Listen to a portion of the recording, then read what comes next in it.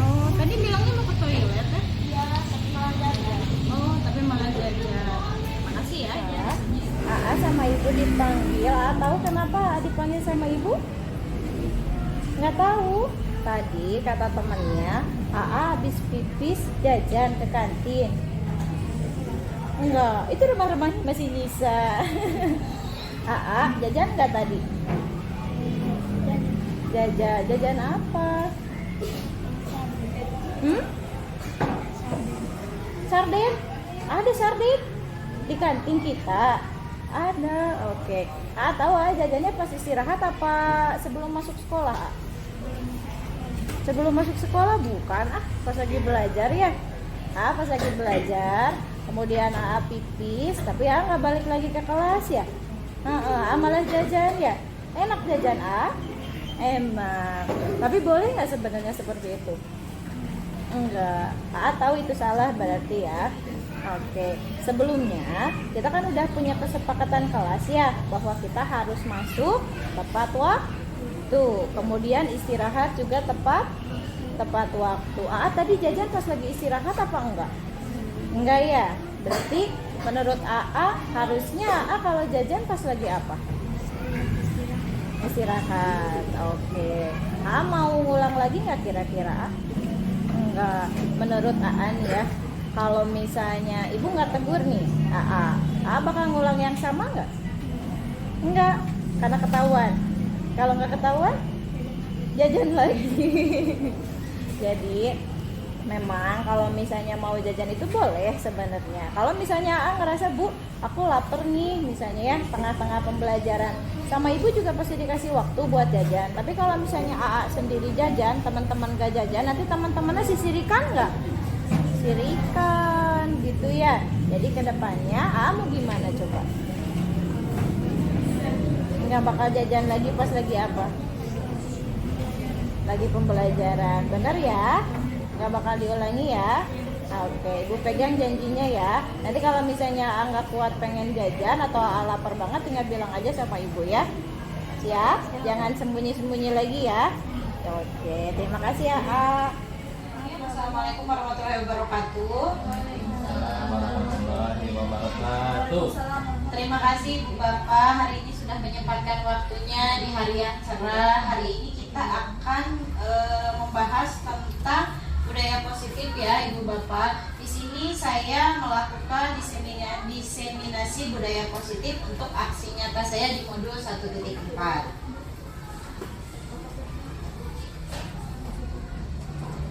Nah, di sini saya difasilitatori oleh Mbak Ibu Retno Wigatiningsih, kemudian pengajar praktik saya adalah Ibu Risawati Anggraini. Nah, di sini kita mulai dari budaya positifnya ya.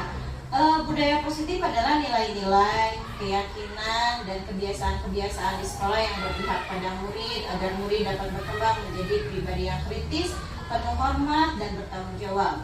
Budaya positif dapat dilakukan dengan kebiasaan-kebiasaan positif hingga akhirnya menjadi sebuah budaya positif. Nah, misalnya kebiasaan-kebiasaan positif itu kita lakukan dari yang pertama, anak membuang sampah pada tempatnya. Itu sudah menjadi kebiasaan positif, dan jika sama kita teruskan kebiasaan itu, nanti akan menjadi budaya positif bagi anak. Contoh sekarang kita di kelas atas kemarin anak-anak sudah disuruh membawa kresek ya. Tiap anak itu membawa kresek supaya si sampahnya tidak dimasukkan ke kolong meja.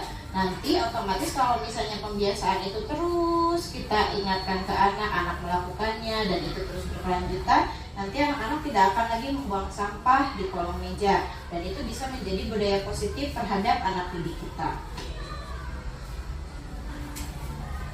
Nah, di sini dari budaya positif itu, sebelum kita melakukan budaya positif, ada beberapa miskonsepsi menurut Dr. William Glasser dalam kontrol teori. Ada beberapa miskonsepsinya sebagai awal perubahan dalam paradigma belajar.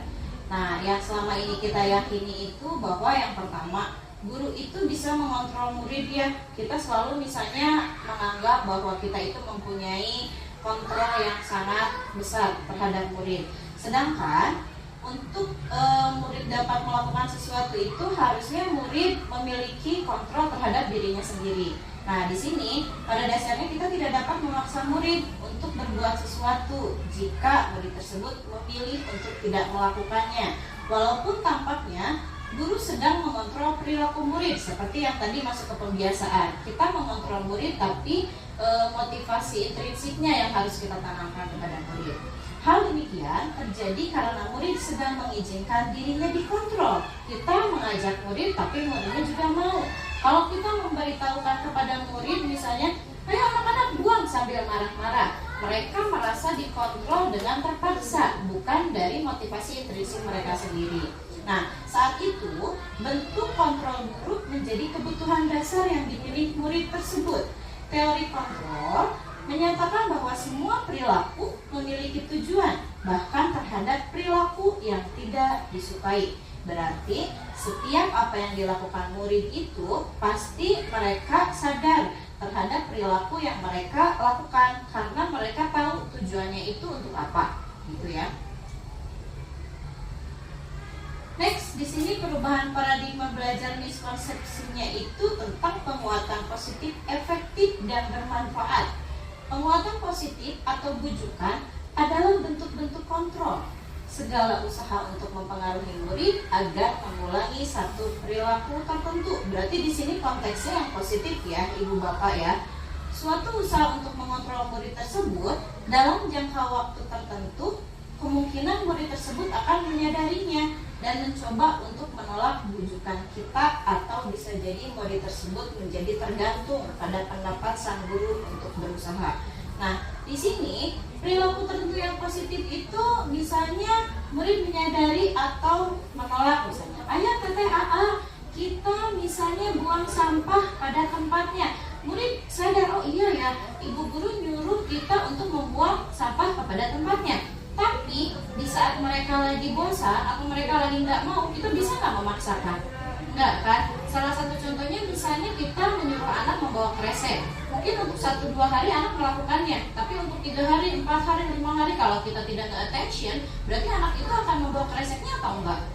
Enggak kan ya? Karena anak didik itu biasanya gimana kita sebagai arahan utamanya. Jadi kalau misalnya siswa mau kemana, tetap kita yang mengontrol terhadap dampak positif yang akan murid tunjukkan atau murid lakukan. Seperti itu ya. Next, ke poin ketiga. Miskonsepsi yang ketiga adalah kritikan dapat membuat orang merasa bersalah, tapi dapat menguatkan karakter. Nah, di sini kritikan dapat membuat orang merasa bersalah itu berarti untuk mengontrol murid menuju pada identitas gagal. Misalnya gini, apa kayak gitu? Kenapa kayak gitu? Kenapa teteh kayak gitu? Kita memojokkan siswa. Padahal di sini mereka harusnya belajar. Oh iya, ini hal buruk dari saya gitu. Berarti kita di situ kontrol kita untuk memvalidasi anak itu di sini salahnya di mana, benarnya di mana gitu ya. Jadi bukan kita misalnya ngejudge anak, oh kamu salah ya, kamu di sini salah gini. Nah, jangan dilakukan seperti itu. Mereka mengembangkan dialog diri yang negatif, kadangkala sulit bagi guru untuk mengidentifikasi bahwa mereka sedang melakukan perilaku ini, karena seringkali guru cukup menggunakan suara halus untuk menyampaikan pesan negatif.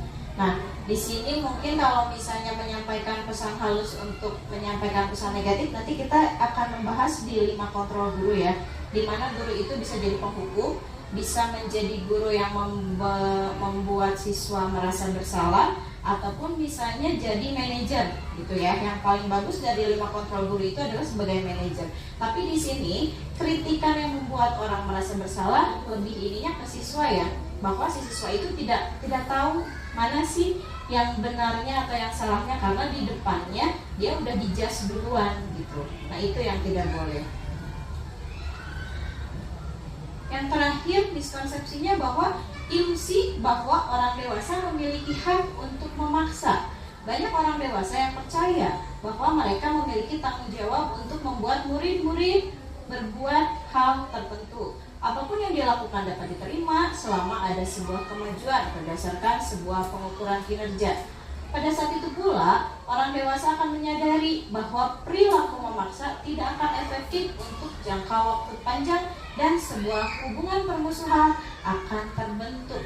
Contohnya, ketika kita mengajari siswa, ada nggak kita sampai sok duduk, ya jadi ajar ku ibu, gitu nggak sih? Enggak kan ya? Karena kita di situ melakukan pendekatan menurut pendidik kepada siswa gitu ya. Beda halnya ketika kita di rumah. Kalau misalnya kita ke anak kita, anak susah nih belajar gitu ya, gergetan nggak sih? Gergetan kan, sok cepetan, kamu tuh masih susah banget gitu, susah bisa.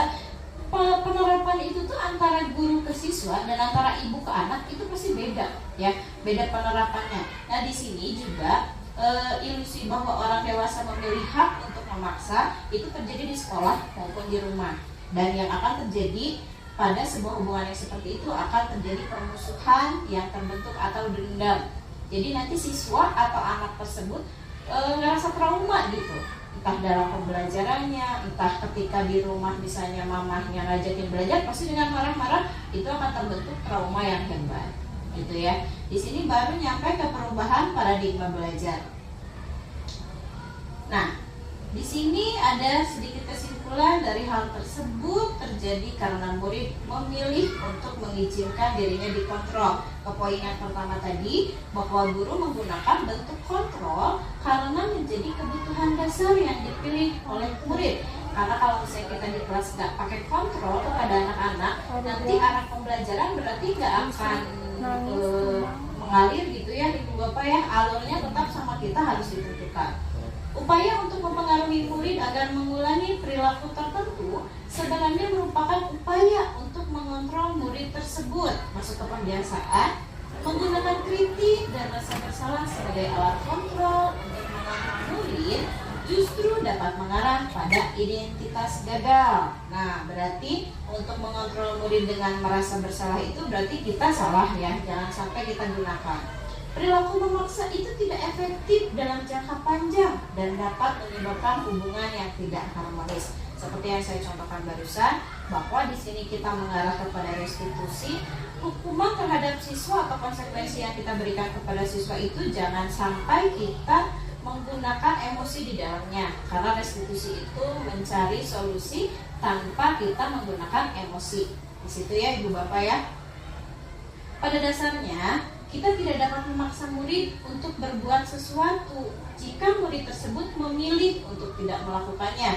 Berarti ketika kita memberikan kontrol, si murid pun harus bisa menerima.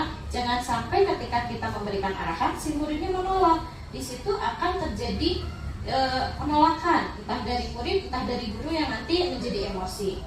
Segala usaha untuk mempengaruhi murid agar mengulangi suatu perilaku tertentu adalah suatu usaha untuk mengontrol murid tersebut.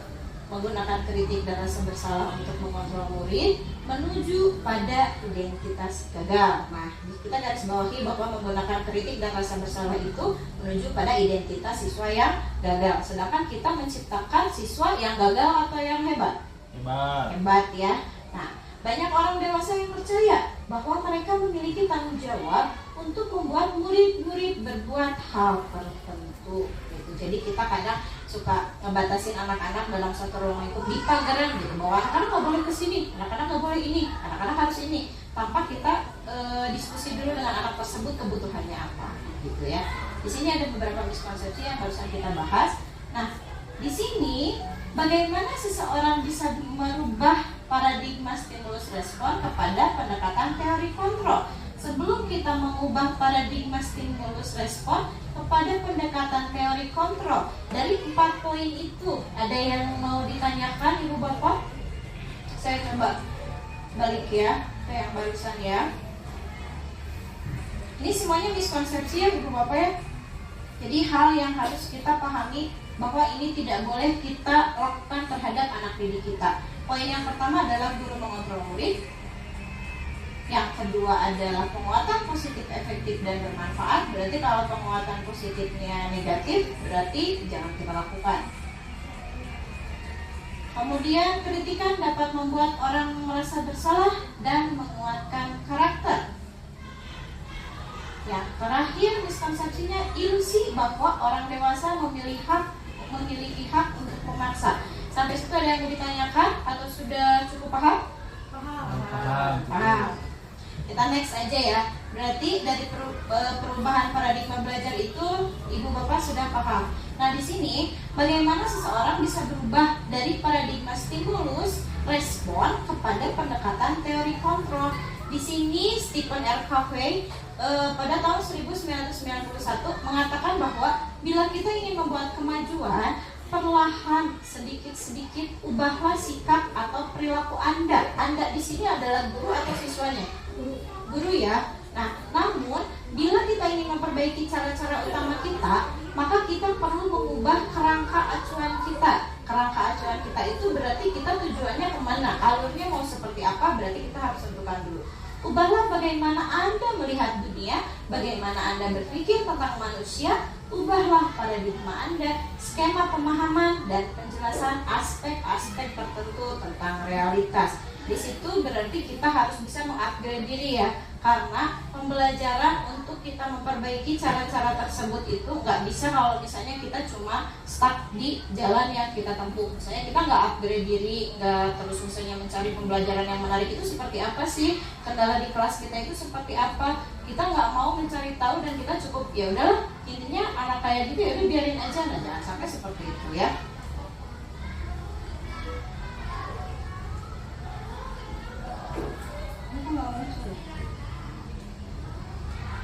Nah, di sini karena kita sudah memahami tentang pendekatan teori kontrol dan paradigma stimulus respon, kita masuk kepada disiplin.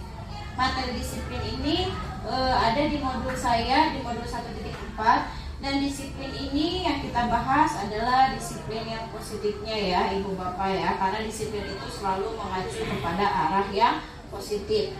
Apa kata disiplin itu? Mari kita bahas. Konsep disiplin positif yang merupakan unsur utama dalam terwujudnya budaya positif yang kita cita-citakan di sekolah kita. Kebanyakan guru sangat tertarik terhadap topik pembahasan tentang disiplin. Mereka berpendapat bahwa kalau saja anak-anak bisa disiplin, pasti mereka akan bisa belajar. Para guru juga berpendapat bahwa mendisiplinkan anak-anak adalah bagian yang paling menantang dari pekerjaan mereka. Karena disiplin itu susah ya, apalagi anak kelas 1, anak kelas 2 itu lagi marejitna gitu ya. Nah, di sini karena memang disiplin itu merupakan hal yang menantang bagi guru, kita akan membahas tentang disiplin ini. Nah, bagaimana dengan Bapak Ibu? Apakah memiliki pendapat yang sama bahwa mengajari disiplin terhadap murid itu sesuatu yang menantang? Ya, karena disiplin itu susah ya, harus dengan kebiasaan yang kuat dan kebiasaan yang terus-terusan. Nah, ketika mendengar kata disiplin, apa yang terbayang di benak ibu atau bapak? Apa yang terlintas di pikiran ibu atau bapak? Disiplin itu apa Bapak? Suatu kebiasaan yang positif. Suatu kebiasaan yang positif. Disiplin itu apa Ibu? Teratur. Menurut Ibu disiplin itu apa? Patuh. Menurut Ibu Dea, apa itu disiplin Ibu? Krik krik. Apa itu disiplin Ibu? Tertib. Tertib. Menurut Ibu Yani, disiplin itu apa? Aturan yang harus ditaati. Berarti setiap guru di sini mempunyai paradigma yang berbeda ya tentang kalimat disiplin ini. Kebanyakan orang akan menghubungkan kata disiplin dengan tata tertib seperti yang tadi disebutkan, teratur, kepatuhan pada peraturan, nah, dan lain-lain. Kata disiplin juga sering dihubungkan dengan hukuman, ya. Padahal itu sungguh berbeda, karena belajar tentang disiplin positif tidak harus selalu dengan memberi hukuman. Disiplin itu adalah keteraturan, tata tertib yang harus anak lakukan. Tapi memang identik dengan hukuman. Justru itu adalah salah satu alternatif terakhir dan kalau perlu tidak digunakan sama sekali. Jadi hukuman dalam disiplin itu adalah hal yang memang udah ujung banget anak tidak mau mengikuti dari disiplin itu, baru kita berikan hukuman, dan hukumannya pun harus kita sesuaikan dengan apa yang anak lakukan. Nah, dalam budaya kita, makna kata disiplin dimaknai menjadi sesuatu yang dilakukan seseorang pada orang lain untuk mendapatkan kepatuhan. Kita cenderung menghubungkan kata disiplin dengan ketidaknyamanan. Karena kalau misalnya anak didisiplinkan kan biasanya anak-anak teteh jangan keluar, karena kebanyakan bajunya pada keluar. Atau teteh pakai rompi, kebanyakan anak tidak mau pakai rompi karena gerah gitu. Padahal memang aturan di sekolah anak-anak harus memakai seragam dan sepatu sesuai aturan yang ada di sekolah, gitu ya. Nah, di sini ada konsep-konsep tentang disiplin. Saya skip aja ya, Ibu Bapak ya. Kemudian, nah, seseorang yang memiliki disiplin di sini berarti mereka bisa bertanggung jawab terhadap apa yang dilakukannya karena mereka mendasarkan tindakan mereka pada nilai-nilai kebajikan universal. Nilai-nilai kebajikan universal itu tentang menghormati, toleransi, kata menyayangi, gitu ya. Jadi memang kebajikan universal ini adalah hal-hal yang positif yang harus kita terapkan. Sebagai pendidik, tujuan kita adalah menciptakan anak-anak yang memiliki disiplin diri sehingga mereka bisa berperilaku dengan mengacu pada nilai-nilai kebajikan universal dan memiliki motivasi intrinsik bukan ekstrinsik. Ada yang tahu motivasi intrinsik itu apa, Ibu Bapak? Motivasi yang timbul dari dalam diri gitu ya, berarti bukan dari orang lain. Sedangkan motivasi ekstrinsik adalah motivasi yang timbul dari luar. Misalnya gini, teteh ayo semangat, ayo kita belajar gini-gini. Berarti itu motivasinya dari diri atau dari orang lain? Ekstrinsik. Dari orang lain, yaitu motivasi ekstrinsik gitu ya. Nah, di sini sebelum kita masuk ke restitusi ada motivasi perilaku manusia. Motivasi perilaku manusia itu adalah kenapa si anak itu teh bisa melakukan hal itu. Misalnya si anak itu teh baung gitu ya. Berarti baung itu teh si anak teh punya tujuan gitu ya. Di sini makanya kita bahas motivasi perilaku manusia.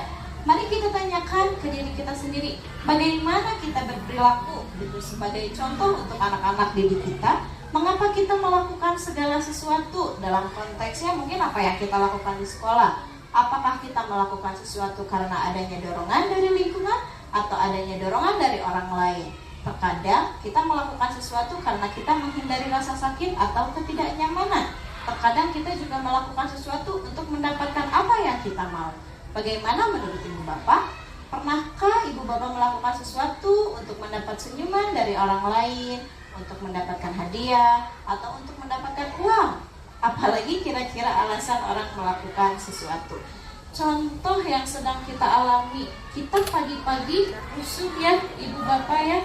Kita pagi-pagi usuk ke sekolah karena kita harus mengisi HE ya. Nah, di situ kita bisa masuk ke dalam motivasi perilaku manusia. Jadi di sini kita melakukan sesuatu karena kita menghindari rasa sakit atau ketidaknyamanan. Sebenarnya bukan rasa sakit tapi ketidaknyamanannya itu. Karena kita diharuskan untuk mengisi DHS setiap hari. Mau nggak mau berarti kita harus melakukannya kan. Berarti di sini motivasi perilaku manusia yang kita lakukan bahwa kita mencapai suatu tujuan tertentu, yaitu DHI kita lancar gitu ya. Dan anak-anak pun sama. Jadi ketika anak-anak melakukan, anak-anaknya kita kenapa ya berisik banget beda sama kelas lain, mereka punya motivasi perilakunya sendiri, seperti itu ya. Nah, Diane Gosen dalam bukunya Restructuring School Discipline menyatakan ada 3 motivasi perilaku manusia. Yang pertama untuk menghindari ketidaknyamanan atau hukuman seperti yang saya contohkan yang barusan. Yang kedua untuk mendapatkan imbalan atau penghargaan dari orang lain. Nah di sini bisa kita katakan di reward ya. Makanya anak-anak kalau misalnya bisa kemudian kita janjikan reward, kalau bisa rewardnya jangan terus berkelanjutan karena nanti adanya efek negatif dari reward tersebut. Yang ketiga, untuk menjadi orang yang mereka inginkan dan menghargai diri sendiri dengan nilai-nilai yang mereka percaya. Untuk poin yang ketiga ini nggak ada reward, nggak ada ketakutan, tapi memang ini hadirnya dari dalam diri anak tersebut. Masuk ke dalam motivasi intrinsiknya berarti ya, Ibu Bapak ya. Nah, ini adalah kebutuhan dasar manusianya. Ini juga dialami oleh kita semua ya. Yang pertama adalah kebutuhan dasar manusia adalah bertahan hidup. Ada yang tahu cara kita bertahan hidup itu dengan apa? Dengan makannya. Jadi memang kebutuhan kita bertahan hidup itu utamanya makan ya, bernafas ya, kayak gitu ya. Kalau kita makan tapi nggak bernafas tetap aja ya. Nah, yang kedua adalah kasih sayang dan rasa diterima. Kalau misalnya anak makannya udah nih, tapi di rumah tidak mendapatkan kasih sayang dan rasa diterima, misalnya di rumah nggak dapat, di sekolah juga nggak dapat, kiranya si anak-anak bakal happy nggak datang di sekolah? Enggak ya, karena berarti kebutuhan dasarnya tidak terpenuhi. Yang ketiga, ada kebebasan. Ada anak yang dibully, datang ke kelas itu dia merasa aku nggak semangat ke sekolah, karena dia tidak merasa memiliki kebebasan untuk berteman satu sama lain. Nah, kita juga patut untuk mencari si kebebasan anak ini, dia punya apa enggak, gitu ya. Next, di sini ada kesenangan. Kalau misalnya ibu bapak lagi santai, boleh dilihat anak-anak pas lagi istirahat, dilihat si anaknya berbaur nggak sama teman-teman.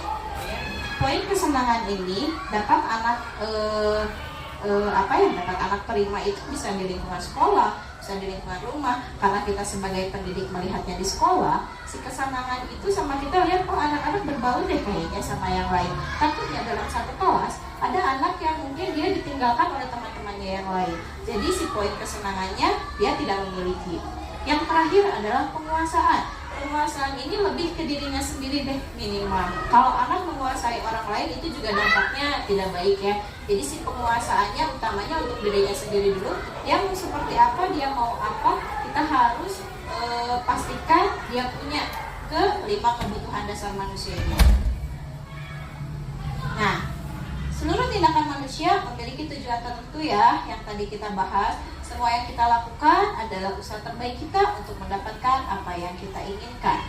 Ketika kita mendapatkan apa yang kita inginkan, sebetulnya saat itu kita sedang memenuhi satu atau lebih dari satu kebutuhan dasar kita. Seperti yang tadi saya sebutkan, dari yang bertahan hidup atau survival, kasih sayang dan rasa diterima, kebebasan, kesenangan, dan penguasaannya atau power.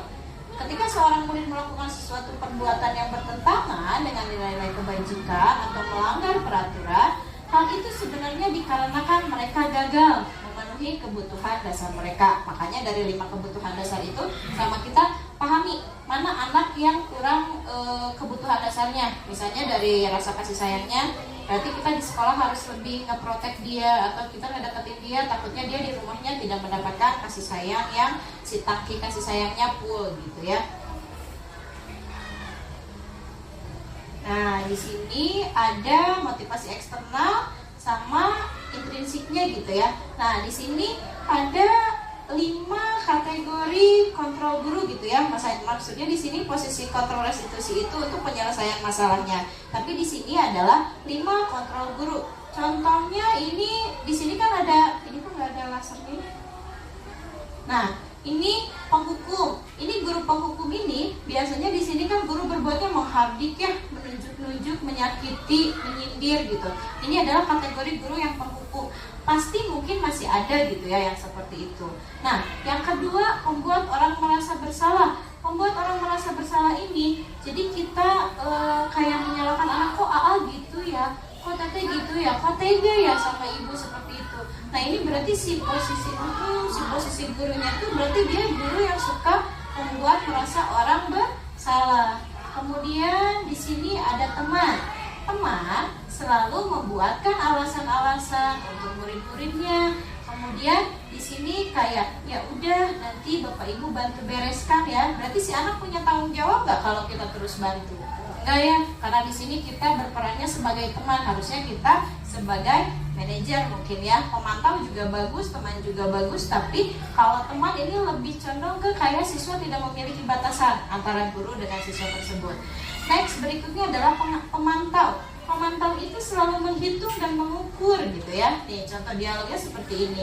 Apa peraturannya? Apa konsekuensinya? Kemudian apa yang telah kamu lakukan terus gitu. Karena pemantau itu orang menyorocos gitu, menanyakan udah gimana, udah gimana gitu terus si pemantau. Sedangkan untuk yang manajer ini yang lebih lengkapnya ibu bapak ya, bahwa kita itu harus menjadi guru yang memiliki posisi kontrol manajer, bahwa guru selalu mengajukan pertanyaan juga dengan yang lemah lembut tapi tanpa menghakimi gitu ya. Di sini apa yang kita yakini? Apa kamu meyakini hal tersebut? Kemudian kalau kami memperbaikinya, jadi kira-kira hal tersebut akan menggambarkan apa tentang dirimu? Ini kalau ngetim ya si restitusinya. Jadi dalam 5 posisi kontrol guru ini, dalam restitusi kita jangan sampai jadi penghukum, jangan sampai jadi pembuat orang merasa bersalah terhadap siswa, teman juga jangan terlalu dekat. Kita harusnya menjadi manajer dan pemantau. Pemantau di sini kalau bisa hanya untuk mengingatkan, bukan misalnya terus dengan pertanyaan. Jangan ya ibu bapak ya. Nah ini yang tadi ya.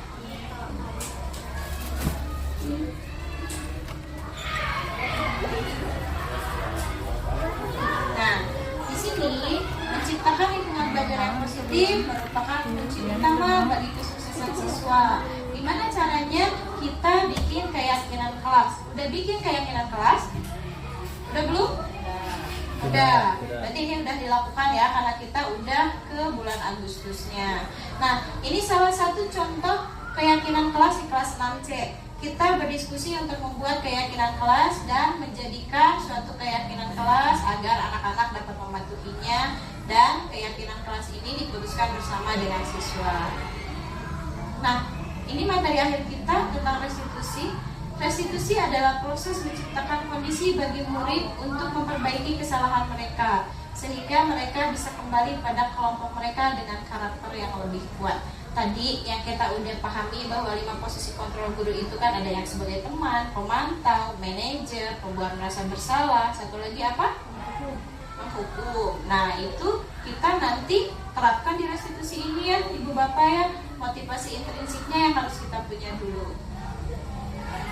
Nah ketika mereka melakukan kesalahan, murid harus bertanggung jawab dan kita memfasilitasi anak tersebut untuk membereskan masalahnya. Jadi di sini kita jangan sampai menjadi guru yang menghukum ya ibu bapak ya. Nah di sini ciri-ciri restitusi membedakan disiplin dengan lainnya. Salah satunya bahwa restitusi itu memperbaiki hubungan dan restitusi menuntut untuk melihat ke dalam diri ya ibu bapak ya. Oke, ini masih sama ciri-ciri restitusinya. Nah, di sini ada segitiga restitusi. Nanti kita akan lihat video terakhirnya ya. Saya udah bikin video restitusi, tapi menggunakan metode yang segitiga restitusi ini. Yang pertama, segitiga restitusi itu menstabilkan identitas dulu ya. Kemudian validasi tindakan yang salah, baru menanyakan keyakinan. Keyakinannya apa? Keyakinannya keyakinan kelas yang sudah kita buat bersama dengan anak-anak, gitu ya. Nah, di sini ini ada video. Masuk nggak ya ke situ? Nah, ini anaknya pas mau masuk kelas itu malah jajan ke kantin. Gitu. Ini ya Sandika. Tiba-tiba dia cilang-ciling masuk aja ke kelas gitu ya. Si tetehnya lapor, ibu cuma tadi Sandika jajan. Kadang-kadang gak ibu bapak? Kecil ya volumenya ya?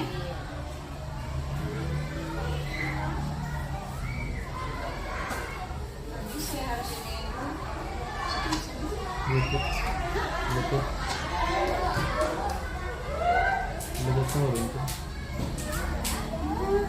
udah nyala dan Bluetooth-nya.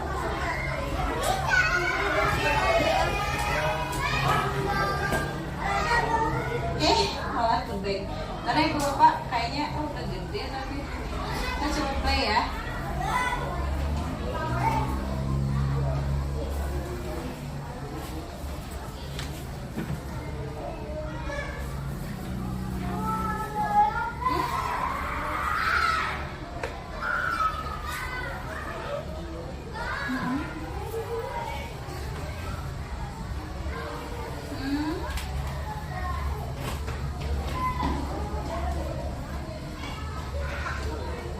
Jadi kesini ya ibu bapak sebentar. Tadi itu video kita tuh ini.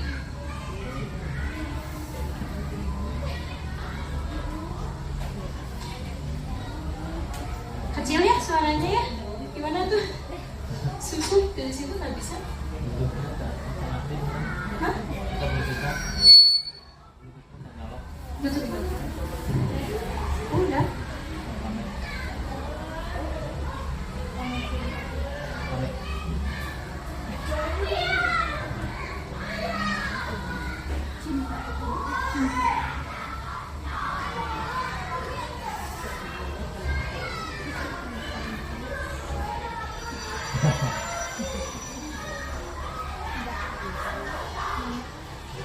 Oh, hari ini maksudnya. Hari ini. Oh, coba suaranya Ibu Bapak ya, disimak dulu aja nih videonya dikit.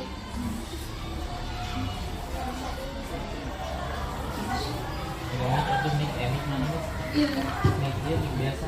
Mic biasa. ada. Udah biarin nggak apa-apa kayak gitu. Nah ini salah satu contoh penerapan restitusinya ya Ibu Bapak ya.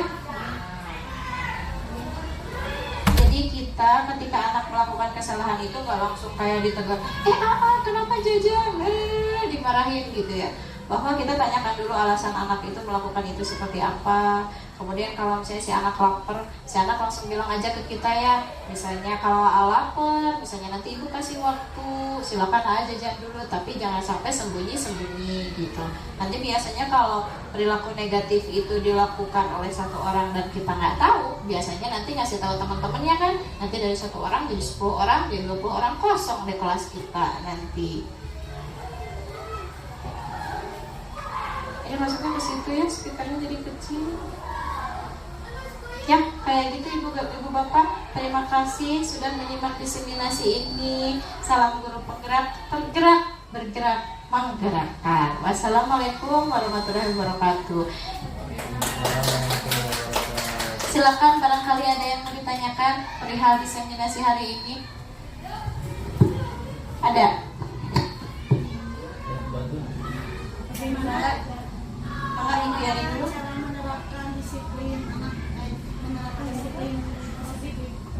Cara menerapkan disiplin positif terhadap anak gitu ya.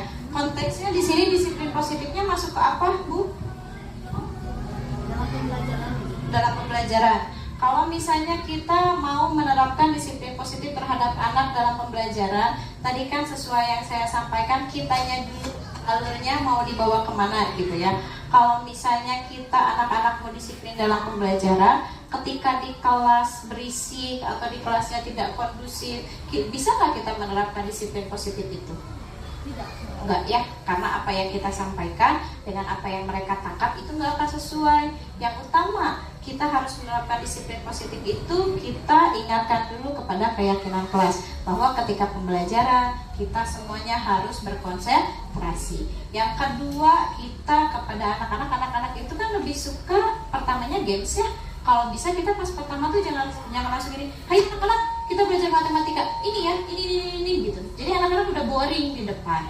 Kalau bisa ice breaking dulu, kondisikan kelas kita. Kenapa kita mau menyampaikan materi ini? Kemudian buat anak-anak semenarik mungkin terhadap materi yang akan kita sampaikan. Misalnya kita mau menjelaskan tentang perkalian misalnya ya Bu ya, yang kecilnya. Perkalian itu kan berarti tentang angka. Boleh sih perkaliannya dinyanyikan dulu. Atau misalnya kita sebelum memulai pembelajaran ice breaking dulu, tepuk semangat dulu. Kita kondisikan kelas dulu supaya anak-anak sefokus mungkin mengikuti pembelajaran kita. Kalau anak-anak udah suka ke materi atau ke pola yang kita sampaikan, otomatis disiplin positif itu akan terbentuk gitu ya. Karena disiplin positif itu merupakan pembiasaan-pembiasaan. Nanti pembiasaan-pembiasaan itunya akan menjadi budaya yang positif seperti itu. Tetap kitanya dulu yang harus mengerti alur pembelajaran. Kalau budaya positif itu harus ada di kelas kita misalnya gitu ya. Karena kalau misalnya di kelas itu kan lebih apa ya, ruang lingkupnya tuh lebih sempit gitu. Beda dengan budaya positif di sekolah, berarti anak-anak memaparkannya juga di kelas harus seperti ini, di sekolah harus seperti itu gitu. Jadi banyak. Silahkan yang lainnya. Cukup Ibu Yani? Cukup. Hatur nuhun. Mangga saha deui anu bade naros? Mangga Ibu Sri batur, mangga. Sri. Ya, ini kan tadi ada keyakinan kelas. Ya. Nah, untuk mewujudkan keyakinan kelas tersebut, apakah ada nilai-nilai kebijakan untuk mewujudkan keyakinan tersebut gitu, supaya bisa terlaksana di dalam kelas? Supaya bisa terlaksana. Kebijakan apa kebajikan ya Bu ya? Kebijakan ya? Kebijakan mungkin ya. Jadi nilai-nilai universal itu adalah nilai-nilai kebajikan yang harus kita sampaikan atau kita tuliskan dalam keyakinan kelas itu. Keyakinan kelas itu kan kesepakatan yang kita buat ya Bu ya, bersama dengan siswa. Kemudian kesepakatan itu yang mereka yakini karena kita dan mereka itu sudah sepakat, oh iya TTHA kalau misalnya ini nggak terlalu berat deh kayaknya gitu. Mereka tahu keyakinan kelas itu karena mereka sendiri yang buat, didampingi dengan kita. Nah kalau misalnya untuk menumbuhkan ya Bu ya nilai-nilai kebajikan universal itu, yang pertama kita harus selalu mengingatkan keyakinan kelas kita itu seperti apa. Kan kita tempel tuh di kelas ya si keyakinan kelasnya tuh. Keyakinan kelas itu ya just for attention, keyakinan kelas itu dan kesepakatan kelas sama ya. Jadi keyakinan kelas itu mereka harus paham, misalnya nilai-nilai kebajikannya kita harus datang tepat waktu, berarti kan disiplin ya, maksudnya nilai-nilai kebajikannya. Kemudian kita harus toleransi. Toleransi di situ nanti penjabarannya di keyakinannya kita harus menghargai antar teman, mau yang hitam, mau yang putih, mau yang pendek, mau yang tinggi. Nah di situ kita akan jabarkan di keyakinan kelasnya. Kemudian untuk menghormati, kadang anak itu cuma salin kepada wali kelasnya, sedangkan misalnya ke guru yang lain mereka hare-hare gitu ya. Nah di situ juga kita bisa jabarkan di keyakinan kelasnya. Nilai-nilai kebijakan universal itu adalah penjabaran dari keyakinan kelasnya. Jadi kalau misalnya kita mau memasukkan nilai-nilai universal, karena anak-anak mungkin tidak tahu penjabarannya di nilai universal itu, kita jabarkan di keyakinan kelas sama kesepakatannya. Utamanya kita selalu ingatkan dan kita selalu apa keyakinan kelas kita diingatkan kepada anak-anak. Karena anak-anak tuh kan kayak kita suruh aja harus 2 kali 3 kali baru ngeh gitu ya. Kalau enggak biasanya mereka dikasih tugas aja, oh iya Bu belum, terus aja seperti itu. PR juga bisa sampai seminggu kalau nggak diingat-ingatin gitu ya Bu ya. Ada yang mau ditanyakan lagi Bu? Berarti harus ada ini dulu mungkin ya, sosialisasi sama siswa kita, misalnya nih untuk target bulan ini keyakinan kelasnya mau seperti apa, kesepakatan dulu. Ya, kalau bisa kesepakatan kelas atau keyakinan kelas itu sebelum kita memulai pembelajaran, anak-anak diingatkan kembali. Anak-anak, keyakinan kelas kita itu kan ini, apa yang sudah dilakukan, siap enggak melakukan kesepakatan kelas ini. Biasanya kesepakatan kelas itu kan di awal ya, di awal pembelajaran. Tapi kalau misalnya di tengah-tengah mau ada yang diubah, misalnya karena tidak sesuai dengan apa yang dilaksanakan, boleh Ibu ubah. Iya, kalau tidak mencapai target, tapi tetap harus dengan anak didiknya. Jadi nggak boleh semena-mena kita, ini mah nggak tercapai, ganti ku Ibu. Nah, jangan sampai seperti itu. Iya, tetap harus ada kesepakatan dengan anak didik. Seperti itu Bu Sri. Dah cukup? Iya, atur nuhun Bu Sri. Silakan, ada yang mau bertanya lagi? Apa cukup? Udah cukup, itu lah akhir semuanya. Udah cukup Ibu, ada yang mau bertanya lagi Bapak? Cukup? Oke, terima kasih untuk hari ini, diseminasi hari ini saya tutup. Wassalamualaikum warahmatullahi wabarakatuh. Tepuk semangat.